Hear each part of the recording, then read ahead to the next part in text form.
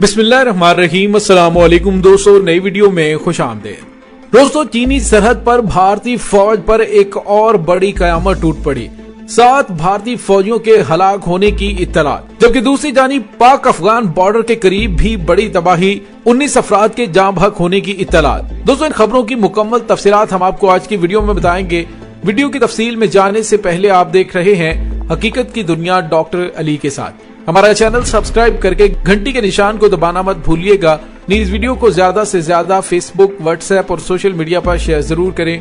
Share और like करने के साथ साथ कमेंट बॉक्स में पाक फौज जिंदाबाद, पाकिस्तान पाइंदाबाद और पाकिस्तान के गुमनाम हीरोज को सलाम का नारा कमेंट जरूर कीजिएगा। दोस्तों, वैसे तो चीन और भारत के दरमियान चीनी बॉर्डर पर काफी अरसे से कशीदगी चल रही है, जिसमें गुज़िश्ता साल भारतीय फौज के 20 जवान और ऑफिसर भी मारे गए और बड़े पैमाने पे फौजी जख्मी और गिरफ्तार भी हुए। लेकिन दोस्तों, अब की बार जो चीनी सरहद पर भारतीय फौज पर कयामत टूटी है, ये चीनी फौज की जानिब से नहीं बल्कि कुदरती आफत की वजह से हुई है। जी दोस्तों, चीनी सरहद पर बर्फानी तौदा गिरने से 7 भारतीय फौजी हलाक हो गए हैं। भारतीय फौज की रेस्क्यू टीम ने चीन के साथ कोहमालिया की मुतनाज़ सरहद पर गश्त पर मामूर 7 फौजियों की लाशों को बरामद कर लिया है और ये फौजी बर्फानी तौदे के नीचे आकर हलाक हो गए थे। AFP के मुताबिक ये फौजी रियासत अरुणाचल प्रदेश में भारतीय आर्मी की बड़ी तादाद में तैनाती का हिस्सा थे और ये फौजी शदीद बर्फबारी की वजह से 14,500 फीट की बुलंदी पर तौदे में फंस गए थे। खराब मौसम में 2 रोज की तलाश के बाद रेस्क्यू टीम लापता होने वाले इन फौजियों में से किसी जिंदा फौजी को तलाश ना कर सकी और अभी तक कई फौजी लापता भी हैं। दोस्तों, यहाँ पे आपको ये बताते चले कि सन 2012 में 11 सेक्टर में पाक फौज के पूरे सेक्टर पर एक बहुत बड़ा बर्फानी तौदा गिरा था, जिसमें पाक फौज के 134 जवान और ऑफिसर शहीद हुए थे। और उसके कुछ अरसे के बाद कुछ ऐसी रिपोर्टें भी सामने आई थी कि भारत की जानिब से कोई ऐसी टेक्नोलॉजी इस्तेमाल की गई थी जिसके जरिए इतने बड़े मैग्नीट्यूड का ये बर्फानी तौदा 11 सेक्टर में गिरा था, जिससे बड़े पैमाने पे पाक फौज के जवानों की कैजुअलिटी हुई। लेकिन दोस्तों, इस हवाले से कोई ठोस शवाहिद तो सामने नहीं आए कि भारत की जानिब से कोई ऐसी टेक्नोलॉजी का इस्तेमाल किया गया। अगर कोई इस तरह की टेक्नोलॉजी होती तो भारत की जानिब से दोबारा भी इस तरह की कोई हरकत की जा सकती थी। लेकिन 2 महीने पहले भारतीय फौज के आर्मी चीफ की जानिब से यह बयान दिया जाना कि पाकिस्तान और भारत अगर सियाचिन से अपनी फौजें हटा ले तो बहुत सारी फौजी जवानों की जानें बचाई जा सकती हैं। लेकिन इसके साथ ही उनकी जानिब से यह भी कहा गया कि इसमें पहल पाकिस्तान करे। दोस्तों, हकीकत यह है कि सियाचिन ग्लेशियर और दीगर बर्फानी महाजों पर जिंदगी गुजारना कोई आसान काम नहीं है। सियाचिन जैसे महाज पर पाकिस्तान और भारत के हजारों जवान सिर्फ मौसम की सख्तियों की वजह से शहीद हो चुके हैं। क्रॉस फायर की वजह से मरने वाले फौजियों की इतनी तादाद नहीं है जितनी के मौसम की वजह से हुई है, और पैसे का जितना ज़या हो रहा है वो अलग। और अब भी चीनी सरहद पर बर्फानी तौदा गिरने से जो 7 भारतीय फौजी हलाक हुए हैं, बाज लोगों की जानिब से सोशल मीडिया पर यह क्यासराइयां की जा रही हैं कि मुमकिन तौर पर चीन की जानिब से भारतीय फौजियों को हलाक करने के लिए कोई टेक्नोलॉजी का इस्तेमाल किया गया है।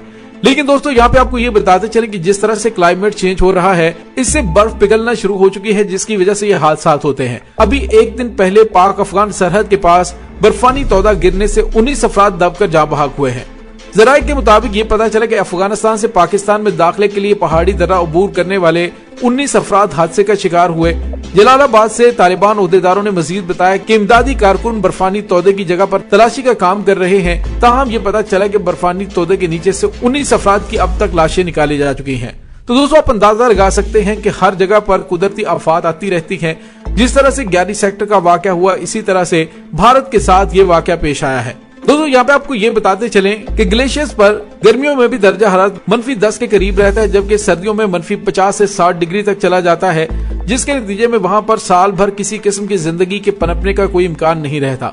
जो फौजी वहाँ तैनात होते हैं उनके लिए इस दर्जा हरारत में खाना पीना ही नहीं, सांस लेना भी एक बहुत बड़ा टारगेट होता है। सर्दी की शिद्दत की बिना पर फौजियों की अमवात और उनके आजार का नाकारा हो जाना एक मामूल की बात है। और इस तरह बुलंद तरीन जंगी महाजों पर पाकिस्तान के सपूत बेमिसाल जुर्रत का मुजाहरा करके भारत की जारहियत को जहाँ पे रोके हुए हैं, वहीं बेरहम मौसम का मुकाबला करते हुए अपनी कीमती जानें भी निछावर कर रहे हैं। अब तक पाकिस्तान के सैकड़ों सिपाहियों ने इस महाज पर भारतीय कब्जे को रोकने और सख्त सर्दी, बर्फानी तौदों और हवा का मुकाबला करते हुए जामे शहादत नोश किया है। इसी तरह से भारत के अंदर भी बड़े पैमाने पे हलाकतें हुई हैं और आज जो वाकया पेश आया है वो भी इसी सिलसिले की एक कड़ी है। दोस्तों, यहाँ पे आपको ये बताते चलें, हर साल इस जंगी महाज पर भारत 10 अरब रुपए खर्च कर रहा है, जबकि पाकिस्तान पर भी इसकी वजह से माली दबाव बढ़ रहा है। इसी तरह दोनों ममालिक इस जगह पर बिना कुछ जंग किए अपना माली और जानी नुकसान कर रहे हैं। इसके अलावा जंगी साजो सामान और उसके इस्तेमाल से माहौल पर भी मोहलिक असरात पड़ रहे हैं। माहिरीन माहौलियात का कहना है कि दोनों तरफ से फौजी कार्रवाइयों की जगह से उस जगह पर आबी हयात को बहुत ज्यादा नुकसान पहुंच रहा है। इसके अलावा निशेब में वाक़ दरख्तों को भी नुकसान पहुंचता है। दोस्तों, अब ग्लेशियर बड़ी तेजी से पिघल रहा है, जिसकी वजह से पाकिस्तान में सैलाब भी तवातर से आते हैं और भारत के बाज़ इलाकों में भी ज्यादा तेजी से बर्फ पिघलने की वजह से बड़े पैमाने पे सैलाब आ चुके हैं। और दोस्तों, आइए अब आपको ये बताता हूँ कि ये बर्फ के इतने बड़े तौदे और इतने बड़े एवलांच आते क्यों हैं। दोस्तों, मौसम सरमा में बर्फबारी के बाद मौसम गर्मा में बर्फ का पिघलाव और अमले तबखीर सारी बर्फ को खत्म करने में नाकाम रहता है। इसी तरह साल हर साल बर्फ की मिकदार बढ़ती रहती है और पिघलने और दोबारा मुंजमद होने की बिना पे बर्फ सख्त हो जाती है। नीचे दानेदार बर्फ बनती है और बलाई बर्फ के दबाव से नीचे वाली बर्फ कलमी शक्ल इख्तियार कर लेती है। ये बर्फ उस बर्फ से मुख्तलिफ होती है जो पानी के मुंजमद होने से बनती है। नीज इसके जर्रात के दरमियान हवा होती है, इसलिए बर्फ दूधिया रंग की होती है। जबकि बर्फ की तह दबीज हो जाती है तो इसकी निचली तह जमीनी गर्मी की बिना पर नर्म रहती है और आहिस्ता आहिस्ता पिघलना शुरू कर देती है। और जब कोई बर्फ का तौदा इंतहाई बुलंदी से गिरता है और बड़े बड़े एवलांच की शक्ल इख्तियार करता है तो उसकी वजह ये होती है कि उसके नीचे बर्फ की एक पूरी तह आहिस्ता आहिस्ता जमीन की गर्मी और दर्जा हरारत की वजह से फिसल रही होती है और ये फिर एक बहुत बड़े तौदे की शक्ल इख्तियार करके बहुत बड़े बड़े हादसात की वजह बनती है। दोस्तों, भारत के जेर इंतजाम कश्मीर और पाकिस्तान के शुमाली इलाका जात के दरमियान वाक़े सैचिन ग्लेशियर दुनिया का सबसे बड़ा ग्लेशियर है और मौसम गर्मा में ग्लेशियर्स की हरकत की रफ्तार मौसम सरमा के मुकाबले में ज्यादा होती है। इसके अलावा ग्लेशियर के मुख्तलिफ हिस्सों में हरकत की रफ्तार मुख्तलिफ होती है।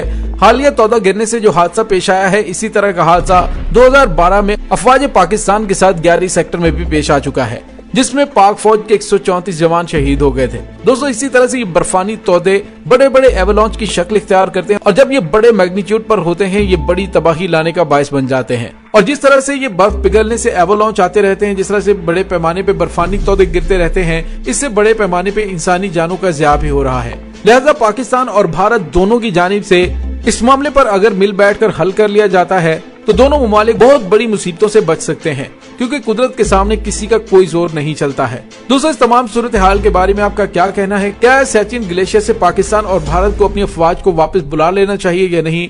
कमेंट सेक्शन में अपने ख्यालात का इजहार जरूर कीजिएगा। इसके साथ ही डॉक्टर अली को इजाजत दीजिए। इंशाल्लाह बहुत जल्द मिलते हैं एक नई वीडियो में। तब तक के लिए अपना बहुत सारा ख्याल रखिएगा। पाक फौज जिंदाबाद, पाकिस्तान पर जिंदाबाद, पाकिस्तान के गुमनाम हीरोज को सलाम। अल्लाह वारिस।